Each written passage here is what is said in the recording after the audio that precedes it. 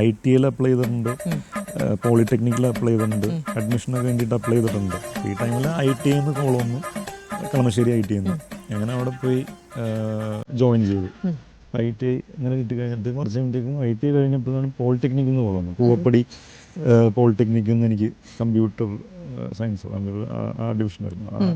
ഇതിന് വേണ്ടിയിട്ട് എനിക്ക് പോകുന്നു. അപ്പോൾ ITIനെക്കാട്ടും മേളിലാണ് പോളിടെക്നിക്. അപ്പോൾ എല്ലാവരും പോളിടെക്നിക് ആണല്ലോ, ഓക്കെ എന്നാൽ പിന്നെ അത് കഴിഞ്ഞിട്ട് പിന്നെ പോളിടെക്നിക്കിൽ പോയി ജോയിൻ ചെയ്തു ഗോപടിയിലും. അങ്ങനെ കുറച്ച് ക്ലാസ്സസ് ഇരുന്ന് കഴിഞ്ഞിട്ടാണ് ഞാൻ നേഴ്സിംഗിന് ജോയിൻ ചെയ്യാനായിട്ട് കുറേ നോക്കിയിട്ടുണ്ടായിരുന്നു. അപ്പോൾ അഡ്മിഷൻസൊക്കെ കഴിഞ്ഞത് ആ സമയത്ത് പറഞ്ഞ് 2 സീറ്റ്സ് ബാക്കിയുള്ള സ്ഥലമുണ്ടെന്നുണ്ട്. എൻ്റെ ഒരു ഫ്രണ്ടുണ്ട്, ഞാനും ലിജോ എന്ന് പറയുന്ന, ഞാൻ ഒരുമിച്ച് പഠിച്ചു. അങ്ങനെ പോളിടെക്നിക്കിൽ നിന്ന് നേരെ ബാഗ് പാക്ക് ചെയ്തിട്ട് ബാംഗ്ലൂർക്ക് പോയി.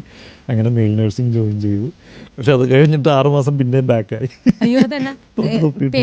പേപ്പർ അരിയേഴ്സും ഉണ്ടായിരുന്നു.